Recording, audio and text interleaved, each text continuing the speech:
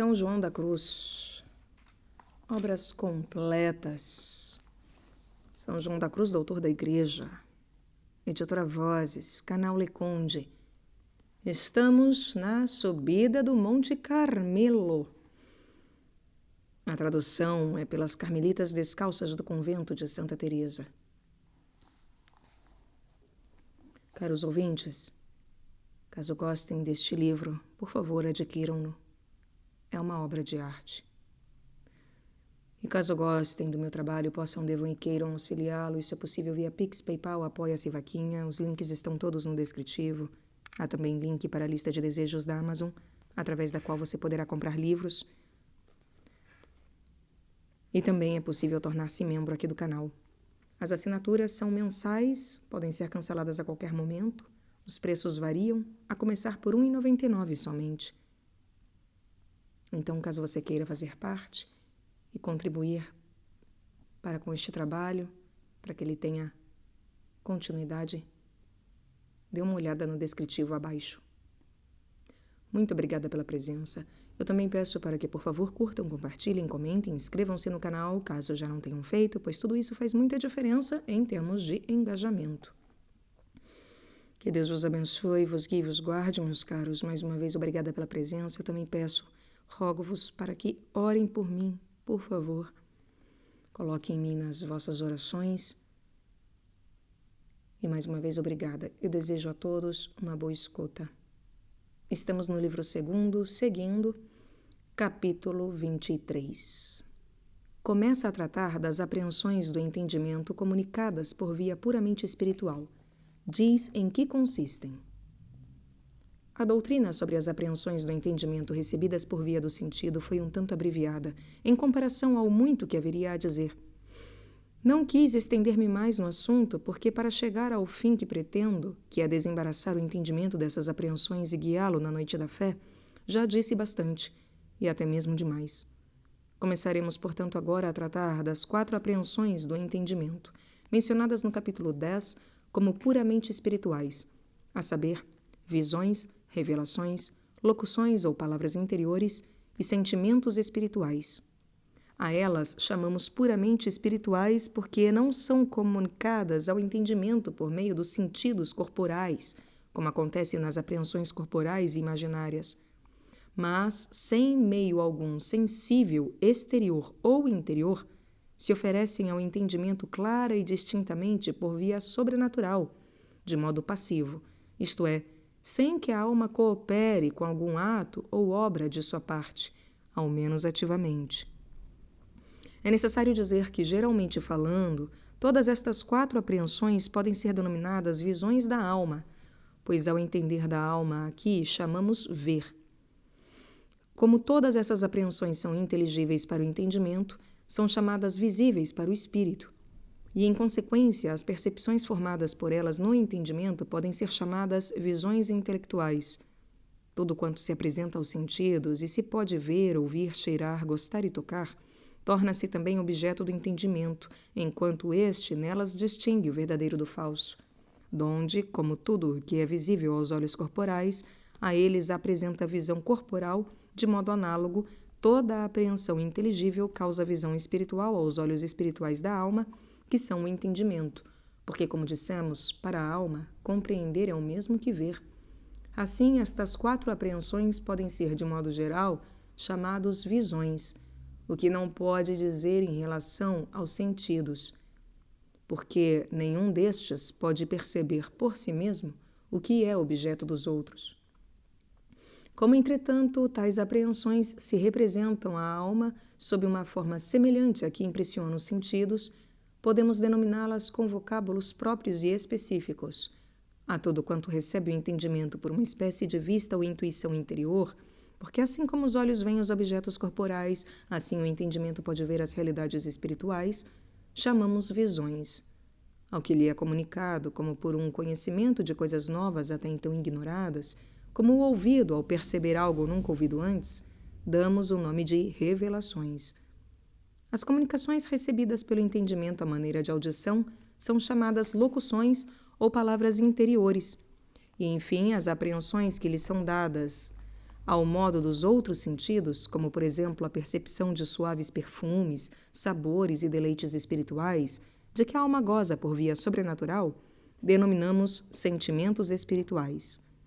Tudo isso ilustra o espírito sem meio algum de forma, imagem, figura ou fantasia da imaginação.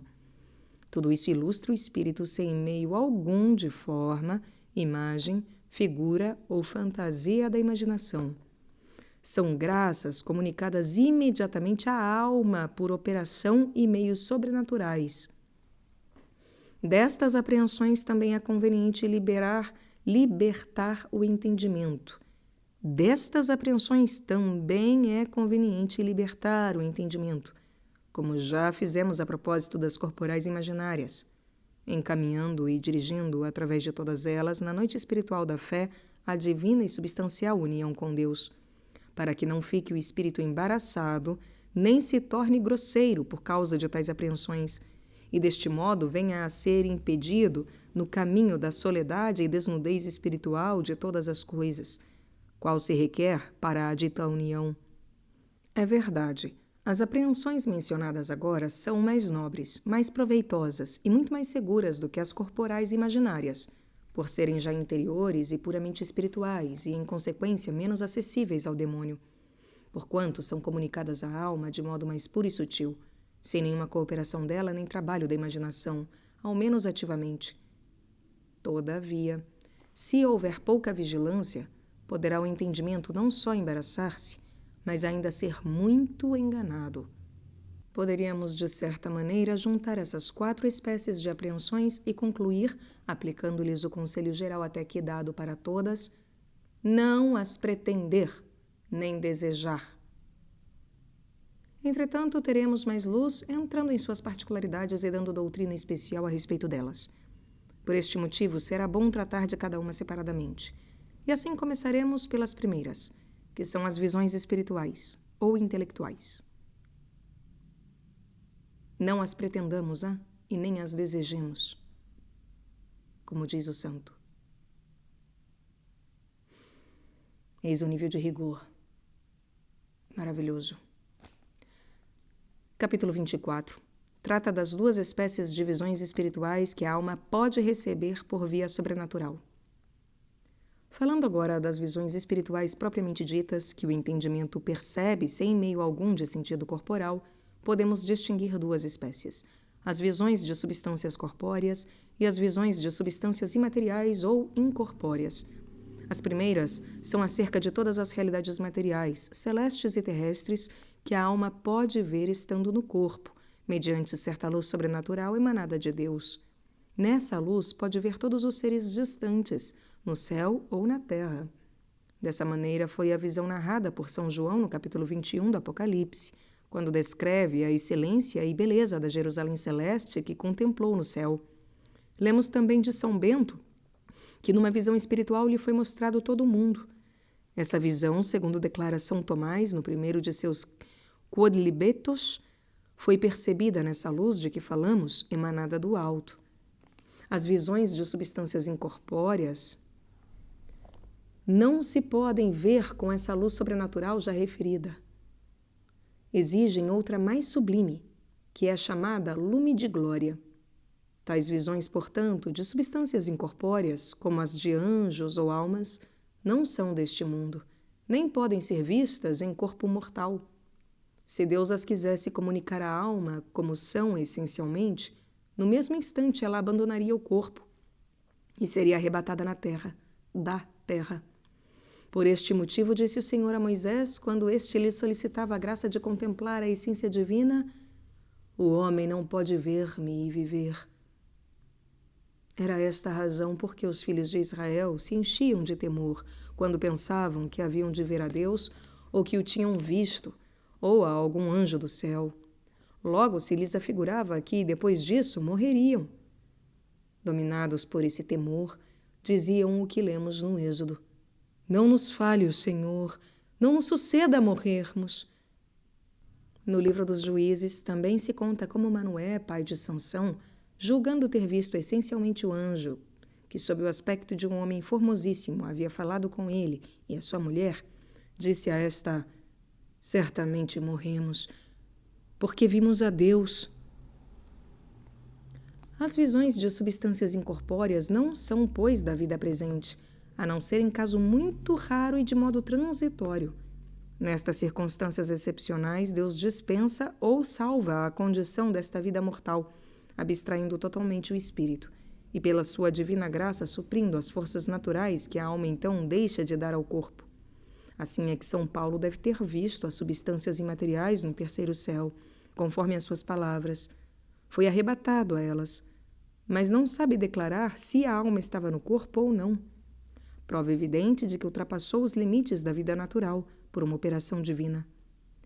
Quando Deus, segundo cremos, quis revelar sua essência a Moisés, disse-lhe que o meteria na entrada da caverna, amparando-o e cobrindo-o com sua destra, a fim de que não morresse quando passasse a glória divina. Esta passagem da glória do Altíssimo era a manifestação transitória do seu ser, durante a qual protegia com a sua direita a vida natural de Moisés. Mas estas visões, tão substanciais como as de São Paulo, Moisés e nosso pai Elias, quando este cobriu o rosto à suave brisa em que Deus se manifestava, mesmo sendo transitórias, raramente acontecem, ou melhor dizendo, quase nunca, e há bem poucos. Porque Deus as concede aos que são muito fortes do espírito da Igreja e da sua lei, como o foram os 3 grandes santos mencionados. Essas visões de substâncias espirituais, embora não possam ser percebidas na terra de modo claro e evidente pelo entendimento, todavia se podem sentir na substância da alma mediante suavíssimos toques e graças de união. Isso, porém, já pertence aos sentimentos espirituais, de que trataremos depois, com a ajuda de Deus. Porque a Ele se endereça e encaminha a nossa pena, isto é, ao divino abraço e união da alma com a substância divina. E será quando falarmos da inteligência mística, confusa e obscura, que ainda nos falta explicar, mostrando como, mediante esta notícia amorosa e obscura, Deus se une à alma em grau inefável e sublime. E, de certo modo, podemos dizer que esta notícia, que é a fé, serve na vida presente para a união divina, assim como na outra vida o lume de glória à clara visão de Deus. A fé, a notícia, que é a fé, serve na vida presente para a união divina, assim como na outra vida o lume de glória serve à clara visão de Deus. Ocupemo-nos agora das visões de substâncias corpóreas percebidas espiritualmente à maneira das visões corporais. Como os olhos veem os objetos materiais com o auxílio da luz natural, assim a alma, pelo entendimento, vê interiormente esses mesmos objetos naturais ou outros ainda, segundo a vontade de Deus, por meio da luz sobrenatural já referida. O modo de ver, porém, é diferente, porque as visões espirituais ou intelectuais são percebidas com muito mais claridade e sutileza do que as visões corporais. Quando o Senhor quer conceder a uma alma essa mercê, comunica-lhe a dita luz sobrenatural, e nessa luz ela distingue facilmente e de modo muito claro o que Deus lhe quer mostrar do céu ou da terra, sem que a ausência ou presença desses objetos tenham qualquer influência.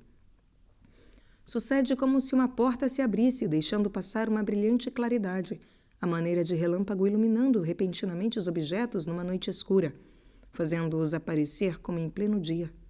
Depois, desaparecendo imediatamente a luz, desaparecem os objetos, mas as suas formas e imagens se gravam na fantasia.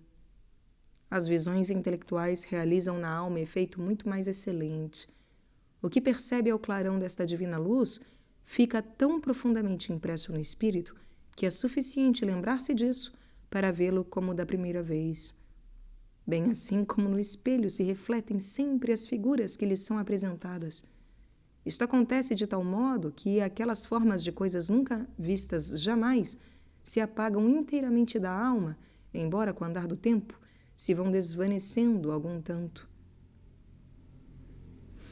Os efeitos dessas visões na alma são paz, luz, alegria, que se podem comparar à glória, pureza, suavidade, amor, humildade e inclinação ou elevação do espírito em Deus, mais ou menos intensa, segundo o espírito em que são recebidas as graças e conforme o beneplácito divino.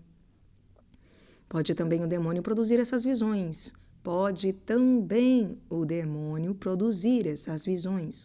Mediante alguma luz natural apresentada à fantasia, por sugestão espiritual, iluminando os objetos presentes ou ausentes.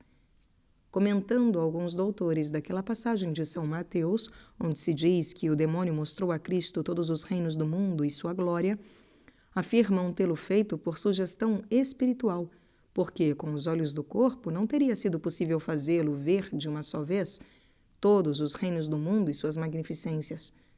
Todavia, há grande diferença entre as visões apresentadas pelo demônio e as de origem divina, pois os efeitos de umas não têm comparação alguma com os efeitos das outras. As primeiras levam a alma a inclinar-se à estima de si mesma e a admitir com complacência essas visões. Essa é a diabólica.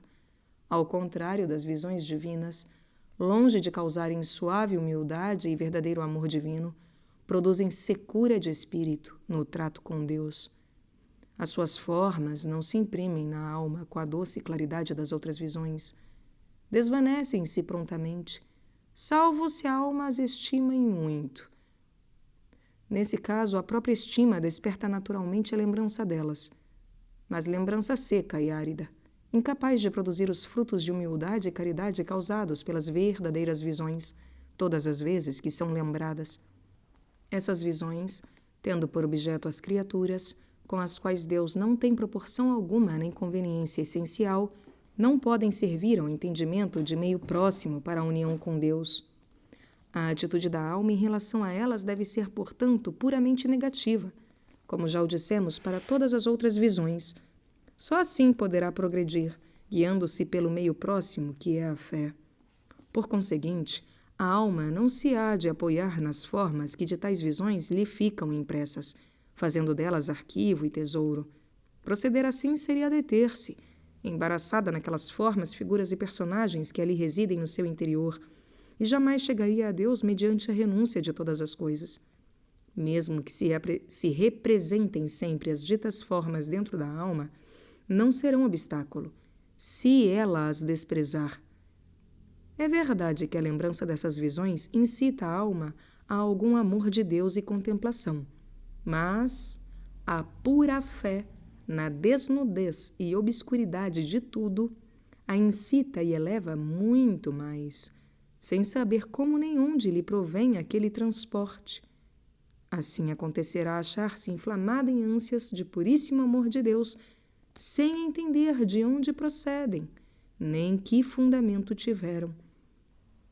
E a razão foi que a fé se infundiu e arraigou mais profundamente na alma pela desnudez, vazio e obscuridade de todas as coisas, ou pobreza espiritual, que é tudo mesmo. E juntamente com a fé, mais se lhe infundiu e arraigou a caridade divina. Quanto mais consentir a alma em obscurecer-se e aniquilar-se em relação a todas as coisas exteriores e interiores que pode receber, tanto mais fé lhe será infundida, e, consequentemente, mais caridade e esperança. Porque estas três virtudes teologais andam juntas. Este amor, porém, algumas vezes não é compreendido, nem percebido pela pessoa a quem é dado. Não tem seu fundamento no sentido com ternura, e sim na alma com fortaleza, tornando-a mais animosa e ousada do que antes. Pode, todavia, redundar às vezes no sentido, com ternura e suavidade. Para alcançar esse amor, alegria e gozo causados pelas visões, convém à alma ter força, mortificação e amor para querer permanecer no vazio e na obscuridade de tudo. Cumpre estabelecer o amor e o gozo justamente no que não vê nem sente, porque não é possível nesta vida ver ou sentir a Deus, incompreensível e inefável. Por isso, o caminho para ele é o da renúncia total. De outro modo, ainda que a alma seja tão prudente, humilde e forte que não possa o demônio enganá-la nessas visões ou fazê-la cair em alguma presunção, como só fazer, não a deixará, contudo, ir adiante, porque ele põe obstáculo à desnudez espiritual e pobreza de espírito, e ao vazio da fé, requeridos para a união com Deus. A respeito de todas essas visões, pode ser aplicada a doutrina desenvolvida nos capítulos 19 e 20, quando tratamos das visões e apreensões sobrenaturais do sentido. Por este motivo, não gastaremos aqui mais tempo no assunto. Capítulo 25. Trata das revelações e declara o que são, como se distinguem. Pela ordem seguida, convém tratar agora da segunda espécie de apreensões espirituais acima denominadas revelações, algumas das quais pertencem propriamente ao espírito da profecia. Observemos antes de tudo que revelação nada é senão o descobrimento de uma verdade oculta. Revelação nada é senão o descobrimento de uma verdade oculta, ou a manifestação de algum segredo ou mistério, assim como se Deus iluminasse o entendimento mostrando-lhe a verdade sobre alguma coisa, ou descobrisse à alma algumas das suas obras ou desígnios, presentes ou futuros. Conforme esta observação, podemos distinguir duas espécies de revelações. Umas desvendam verdades ao entendimento e propriamente são denominadas notícias intelectuais ou inteligências. Outras consistem na manifestação de certos segredos, e o nome da revelação se lhes ajusta melhor. Em rigor mesmo, esta última denominação não cabe às primeiras, pois são inteligência clara e manifesta que Deus dá à alma, de verdades simples e puras, não só a respeito de realidades temporais, mas também espirituais. No entanto, quis dar aqui a todas um nome genérico de revelações, primeiro em razão da proximidade e estreita aliança entre umas e outras, e depois para não multiplicar os nomes e distinções. Poderemos agora estabelecer nas revelações dois gêneros de apreensões. A um chamaremos notícias intelectuais, a outro manifestação de segredos e mistérios ocultos de Deus. Trataremos desta matéria em 2 capítulos, o mais breve possível, começando a falar neste do primeiro gênero. Capítulo 26. Trata das inteligências comunicadas ao entendimento de verdades despidas de toda forma. São de duas espécies. Atitude da alma em relação a elas. Para descrever convenientemente sobre essa inteligência de verdades simples e puras, dada ao entendimento, seria necessário, se dignasse Deus, guiar-me a mão e a pena. Porque hás de saber, amado leitor, que excede toda palavra o que são em si mesmas essas verdades para a alma. Não pretendo, aliás, falar aqui diretamente delas, mas somente industriar e encaminhar a alma no meio dessas inteligências à divina união. Ser-me-á, pois, permitido dizer de modo breve e sucinto quanto baste para o dito intento. Esse gênero de visões, ou melhor dizendo, notícias de verdade em si mesmas e na simplicidade de sua essência, é muito diferente das visões a que nos referimos no capítulo 24. Efetivamente, não mais se cogita de ver realidades corporais com o entendimento, mas de distinguir e ver o mesmo entendimento. Verdades referentes a Deus ou a fatos presentes, passados e futuros, coisa muito conforme ao espírito de profecia, como demonstraremos talvez mais tarde. Essas notícias dividem-se em duas espécies. As da primeira têm por objeto o Criador, as da segunda, as criaturas. Embora umas e outras causem à alma grande gozo, as primeiras causam um deleite tão excessivo e incomparável que não há palavras nem expressões capazes de traduzi-lo, porque são notícias do mesmo Deus e deleite do mesmo Deus, de quem diz Davi: não há quem te seja semelhante. São notícias diretas da divindade, manifestando de maneira sublime algum atributo de Deus, seja a sua onipotência, seja a sua fortaleza ou sua bondade e doçura, etc. E todas as vezes que essas notícias são dadas, imprimem fortemente na alma aquilo que manifestam. Como são graças de pura contemplação, claramente vê a alma ser-lhe impossível referir algo do que nela se passou, a não ser em termos gerais, nos quais prorrompe movida pela abundância do deleite e amor em tão sentidos, mas não de modo a traduzir o que naquela notícia gozou e experimentou. Davi, tendo provado algo desses efeitos, só o soube descrever com expressões comuns e gerais, dizendo: os juízos do Senhor, isto é, as virtudes e os atributos em Deus conhecidos, são verdadeiros, cheios de justiça em si mesmos. São mais para desejar do que o muito ouro e as muitas pedras preciosas, e são mais doces do que o mel e o favo. Lemos também que Moisés, quando Deus lhe comunicou a altíssima notícia de si mesmo, ao passar diante dele, prostrou-se imediatamente por terra, exclamando: Dominador, Senhor Deus misericordioso e clemente, sofredor e de muita compaixão e verdadeiro, que guardas misericórdia em milhares de gerações. Por estas palavras multiplicadas e em termos comuns, Moisés tentou declarar a compreensão sublime das perfeições divinas numa só notícia. Se a alma favorecida de semelhantes graças procura dizer às vezes algumas palavras, bem vê nada ter dito do que na realidade sentiu. Reconhece que jamais achará termo adequado à sua verdadeira expressão. Deste modo, São Paulo, arrebatado ao terceiro céu, naquela sublime notícia de Deus, contentou-se em dizer somente não ser lícito ao homem falar em tal.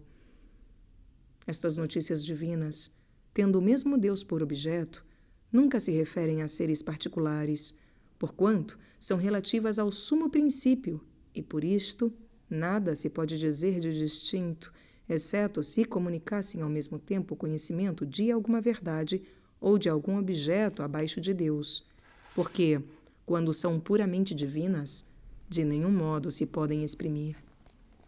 Essas notícias tão sublimes são próprias do estado de união, ou, por melhor dizer, são a própria união. Consistem no misterioso contato da alma com a divindade, de modo que o próprio Deus é ali por ela sentido e gozado, embora certamente não com a plenitude e a evidência da clara visão beatífica. Todavia, é tão elevado e sublime esse toque de notícia e sabor que penetra intimamente a substância da alma. Não pode o demônio intrometer-se nisso, nem fazer coisa alguma que seja comparável a tão alta mercê, ou infundir gosto e deleite semelhante, pois essas notícias de Deus sabem a essência divina e a vida eterna. E o demônio não pode fingir realidade tão elevada. Poderia, entretanto, através de falsas aparências, procurar macaquear a Deus, apresentando à alma grandezas e farturas muito sensíveis e, ao mesmo tempo, persuadindo-a de sua origem divina. Jamais, porém, teria poder para infundir esses sentimentos na substância da alma, transformando-a e enamorando-a subitamente, como fazem as notícias divinas. Algumas dessas notícias e toques, pelos quais se comunica a Deus a substância da alma, de tal modo a enriquecem, que bastaria apenas um deles, não só para tirar de vez todas as imperfeições que não havia podido vencer em toda a vida, mas também para deixá-la cheia de virtudes e bens de Deus. São tão saborosos e de tão íntimo deleite esses toques divinos que, com um deles, se daria a alma por bem paga de todos os trabalhos, fossem mesmo inumeráveis, padecidos durante a vida. Sente-se animada de tal coragem e com tanto ardor para sofrer muito por Deus, que lhe é particular tormento ver que não padece muito. Nenhuma comparação ou imaginação natural poderia levar a alma a essas notícias sublimes, ultrapassando toda a concepção. Só Deus pode comunicá-las, sem nenhum trabalho da própria alma. Quando menos pensa e pretende, apraz ao Senhor produzir nela esses toques divinos, causando-lhe singular memória do seu ser. Às vezes se produzem subitamente na alma, só ao lembrar-se de algumas coisas, mínimas em si mesmas. Chegam a ser tão sensíveis e eficazes que não só a alma, como também ao corpo, fazem estremecer. Em outros momentos comunicam-se ao espírito com grande sossego e paz, sem nenhum estremecimento sensível e com súbito sentimento de deleite e refrigério espiritual.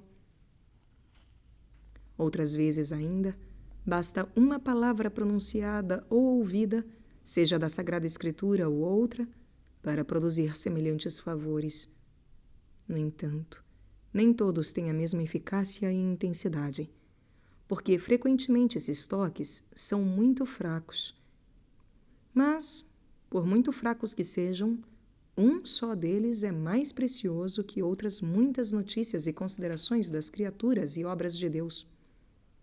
E como esses toques são dados à alma imprevistamente e sem o seu alvedrio, não adianta querer ou não querer.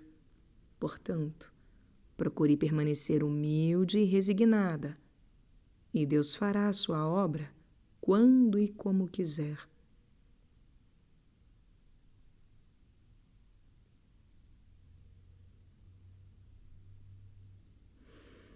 Aqui nesses toques, não digo que a atitude da alma deva ser negativa, como a respeito das demais apreensões, pois já constituem parte da união, para a qual vamos encaminhando a alma. Foi para atingir esse fim que ensinamos o desapego e desnudez de todas as graças precedentes. Ora, o meio para Deus conceder à alma os toques da sua divina união há de ser a humildade e padecer por amor dele, com renúncia de toda retribuição, porque essas mercês tão elevadas não são concedidas à alma proprietária. São manifestações de muito particular amor de Deus para com aquela alma já desprendida de tudo e até dos dons divinos. Essa verdade quis declarar o Filho de Deus quando disse por São João: "Quem me amar será amado por meu Pai, e eu o amarei e me manifestarei a ele." Nessas palavras se incluem as notícias e toques a que nos referimos, pelos quais Deus se manifesta à alma que deveras o ama. A segunda espécie de notícias ou visões de verdades interiores é muito diferente da que acabamos de explicar. Tem por objeto o que está abaixo de Deus e encerra o conhecimento da verdade essencial das criaturas e de fatos e casos sucedidos entre os homens. No instante em que são mostradas às almas tais verdades, gravam-se tão fortemente no seu interior, embora nenhuma palavra lhe seja dita, que jamais poderá concordar interiormente com o contrário, por mais força queira fazer a si mesma para assentir. Está o espírito tão convencido do que lhe foi revelado, como se o estivesse vendo claramente. Esta graça pertence ao espírito de profecia, e São Paulo chama dom do discernimento dos espíritos. Embora a alma tenha aquela revelação por tão certa e verdadeira, e não possa impedir o consentimento interior passivo experimentado em si mesma, todavia, não será isso motivo suficiente para deixar de crer e dar o consentimento da razão ao que lhe disser e mandar o diretor espiritual, e a conformar-se com todos os seus conselhos, mesmo quando sejam opostos à verdade a ela revelada. Assim procedendo, encaminha-se pela fé à união divina, a qual chegará antes crendo que entendendo. Destes dois modos de conhecimento temos da Sagrada Escritura testemunhos admiráveis.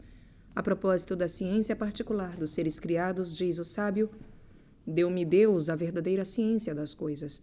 Fez-me ver a disposição do universo, as virtudes dos elementos, o começo, o meio e o fim dos tempos, as mudanças que causam o afastamento e a volta do sol, a vicissitude das estações, as revelações dos anos, as disposições das estrelas, a natureza dos animais, a ferocidade das feras, a força dos ventos, os pensamentos dos homens, a variedade das plantas e as virtudes das raízes, e tudo o que existe de oculto e desconhecido eu aprendi, porque a própria sabedoria que tudo criou mo ensinou." A ciência que o sábio afirma ter recebido de todas as coisas era infusa e geral. Esta citação, porém, prova suficientemente a existência de outras notícias particulares infundidas por Deus nas almas por via sobrenatural, quando Ele quer. É verdade que não lhes concede ciência universal e infusa, como a de Salomão. Todavia, lhes revela, às vezes, algumas verdades enumeradas pelo sábio. Esses hábitos infusos variam segundo a diversidade dos dons divinos distinguidos por São Paulo, entre os quais põe sabedoria, ciência, fé, profecia, discernimento dos espíritos, inteligência das línguas e interpretação das palavras.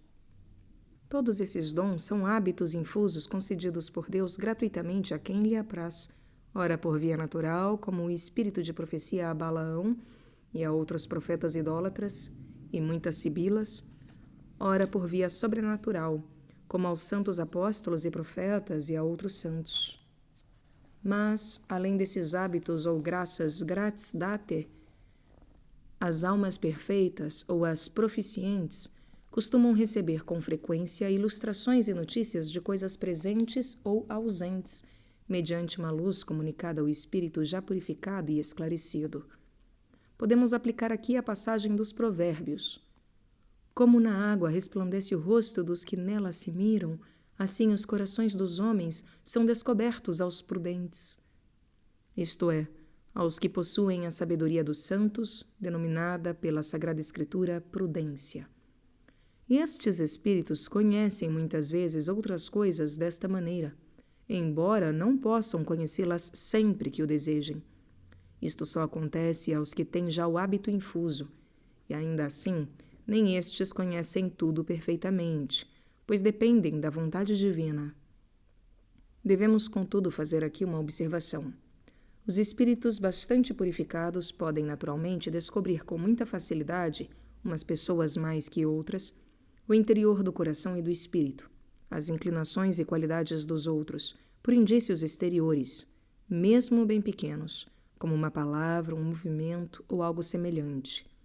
Se o demônio, por ser espírito, pode perceber por esses sinais o que se passa no interior, também o pode o homem espiritual, segundo a palavra do apóstolo.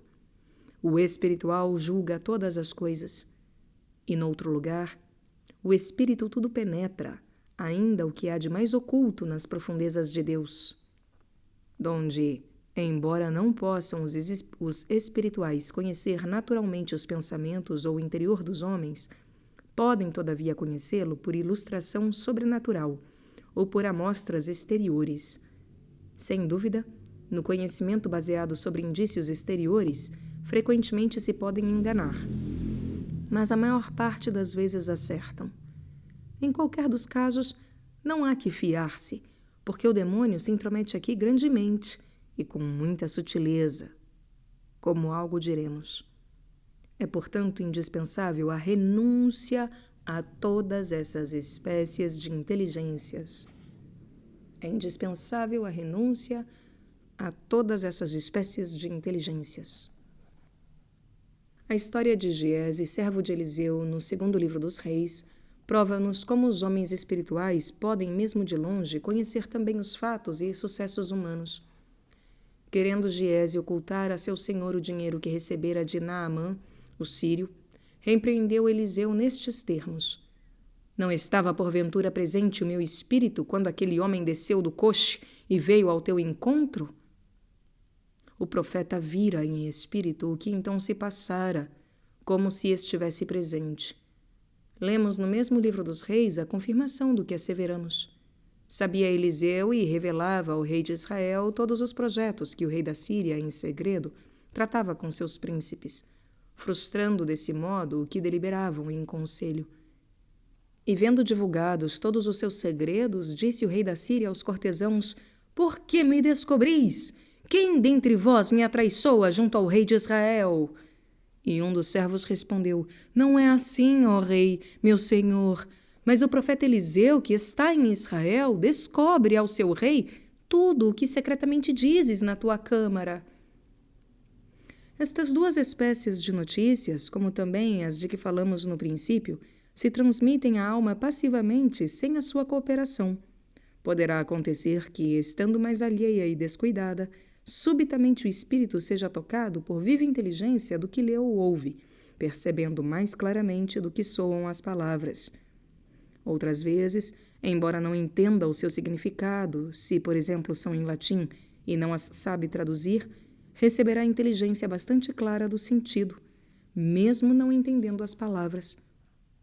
Haveria muito a dizer, se enumerássemos todos os artifícios usados pelo demônio e dos quais efetivamente se serve nesta espécie de notícias e inteligências, pois em verdade são grandes esses enganos e muito sutis. Pode representar à alma, por sugestão, muitas notícias intelectuais e gravá-las tão fortemente até parecer não haver outra coisa. Se a alma não é humilde e receosa, sem dúvida far-lhe-á crer 1000 mentiras. A sugestão com efeito faz, às vezes, muita influência na fraqueza dos sentidos, e por meio destes se firma a impressão na alma com tanta força, persuasão e acento, que é necessário à alma, para desembaraçar-se dela, muita oração e fortaleza. Costuma também o demônio descobrir pecados alheios, maldade de consciência, almas culpadas falsamente com grande luz. Sua tática é difamar e descobrir aquelas coisas, para que se cometam pecados, excitando na alma o falso zelo do que é para encomendar tais coisas a Deus. É verdade que o Senhor às vezes mostra às almas santas as necessidades dos próximos, para induzi-las a rezar por eles ou remediar as mesmas necessidades. Assim o Senhor mostrou a Jeremias a fraqueza do profeta Baruque, para que o instruísse com os seus conselhos. Todavia, muitas vezes, é o demônio quem o faz, com fingimentos, para induzir os espíritos em infâmias, pecados e aflições. Disto temos muitíssima experiência. Outras vezes, imprime diferentes notícias com grande firmeza e consegue que lhe deem crédito. Todas essas notícias, venham ou não de Deus, pouquíssimo proveito trazem à alma para unir-se a ele, se nelas se quiser apoiar. Antes, se não o tivesse o cuidado de recusá-las, não somente a estorvariam, mas prejudicariam muito, e chegaria a cair em muitos erros, pois todos os perigos e inconvenientes já assinalados a propósito das apreensões sobrenaturais podem ser aqui encontrados, e até muito mais. Eis porque me abstenho de desenvolver este assunto, sobre o qual já demos bastante doutrina. Direi somente que haja grande atenção em renunciar a tudo, a fim de caminhar para Deus pelo não saber. Dê a alma sempre conta a seu padre espiritual, submetendo-se sempre ao que ele disser. O confessor, por sua vez, faça com que a alma passe através de tudo muito rápido, sem se deter, nem fazer caso, pois não importa para a união. Já sabemos que as graças dadas passivamente à alma produzem sempre o efeito requerido por Deus, sem cooperação da alma. Parece-me supérfluo declarar aqui os bons efeitos das verdadeiras comunicações, bem como os maus causados pelas falsas. Seria cansativo e interminável, visto como não se pode resumir brevemente doutrina tão extensa. Efetivamente, sendo essas notícias muito numerosas e variadas, também o são os seus respectivos efeitos, isto é, os bons nas verdadeiras e os maus nas falsas. Dizendo que a alma deve renunciar a todas, fica suficientemente declarado o necessário para não errar. Capítulo 27. Segundo gênero de revelações ou manifestação de segredos ocultos. Como podem servir à união divina e em que podem estorvá-la? Quanto pode o demônio enganar as almas neste ponto? O segundo gênero de revelações é a manifestação de segredos e de mistérios ocultos. Pode ser de duas espécies. Primeiro, acerca do que Deus é em si mesmo. Aqui se encerra a revelação do mistério da Santíssima Trindade e unidade de Deus. Segundo, acerca do que é Deus considerado em suas obras. Nesta segunda espécie se incluem todos os outros artigos da nossa Santa Fé Católica e todas as proposições que deles decorrem explicitamente. Nestas proposições se encerram numerosíssimas revelações, promessas e ameaças divinas, passadas ou futuras, relacionadas com a fé. Podem ser também incluídos nesta mesma espécie os fatos particulares que apraz a Deus revelar, seja a respeito do universo em geral, seja em particular, de reinos, províncias, estados, famílias e indivíduos. A Sagrada Escritura nos fornece exemplos em grande número desta dupla espécie de revelação, sobretudo nos profetas. Não desejo deter-me para citá-las aqui por serem tão conhecidas e manifestas. Digo apenas que Deus se serve de muitos meios para transmiti-las. Ora emprega palavras, sinais, figuras, imagens e semelhanças. Ora usa conjuntamente de palavras e símbolos. Tudo isso vemos nos profetas, especialmente no Apocalipse, onde não só se encontram essas duas espécies de revelações, mas também os diversos modos que aqui vamos expondo. Essas revelações incluídas na segunda espécie, Deus as concede ainda em nossos dias a quem Ele quer. Costuma revelar a certas pessoas quantos dias lhes restam de vida, os trabalhos a sofrer, o que deve acontecer com tal ou tal indivíduo, tal ou tal reino, etc. Como só e também descobrir ao Espírito as verdades doutrinárias encerradas nos mistérios de nossa fé. No entanto, não podemos propriamente dar o nome de revelação a essas luzes interiores, pois se trata de verdades já conhecidas. Antes, são declaração ou manifestação do que já está revelado. Neste gênero de revelação, pode o demônio intrometer-se muito, porque, como se apresentam sob forma de palavras, figuras e símbolos, etc., sabe muito bem o inimigo contrafazê-las, com maior facilidade aqui do que nas comunicações feitas em puro espírito. Portanto, se em qualquer dos dois gêneros recebêssemos alguma revelação tocante à nossa fé, de qualquer modo diferente ou estranha ao que professamos, absolutamente não havemos de dar nosso assentimento, mesmo se tivéssemos a certeza de que a revelação era feita por um anjo do céu. É o ensinamento de São Paulo quando diz: mas ainda quando nós mesmos, ou um anjo do céu vos anuncia um evangelho diferente do que nós vos temos anunciado, seja anátema. Quanto à substância da nossa fé, não há mais artigos a revelar além dos já revelados na doutrina da Igreja. Por essa razão é necessário à alma não só rejeitar qualquer coisa nova, mas também ter cautela para não admitir outras variedades sutilmente misturadas à substância dos dogmas. E para manter a pureza da alma, que se deve conservar em fé, mesmo quando lhe forem comunicadas novamente verdades já reveladas, não lhes deve dar crédito por este motivo de serem reveladas de novo, mas só porque fazem parte do ensinamento da Igreja. E assim, fechando os olhos do entendimento a todas as revelações, simplesmente se apoia na doutrina da Igreja e na sua fé, que, como diz São Paulo, entra pelo ouvido. E não lhes dê facilmente crédito, nem submeta o entendimento a estas verdades da fé reveladas novamente, por mais conformes e verdadeiras que pareçam, se não quiser ser enganada, porque o demônio, a fim de iludir a alma pela insinuação de mentiras, começa por atraí-la com verdades e coisas verossímeis para infundir-lhe segurança e logo depois a vai enganando.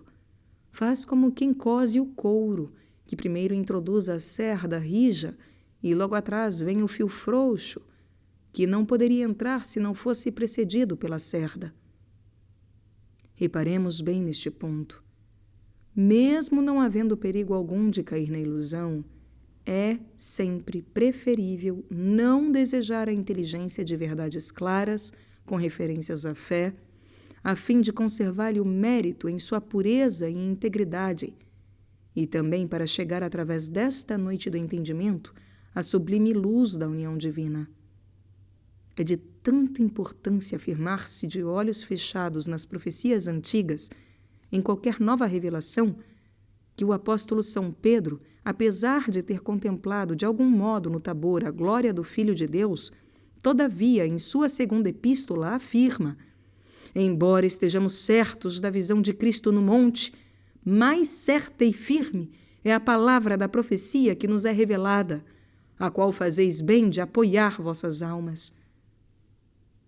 Se é verdade pelas razões já enumeradas que se devem fechar os olhos às revelações novas acerca das proposições da fé, quão mais necessário ainda será não admitir nem dar crédito a outras revelações de coisas diferentes.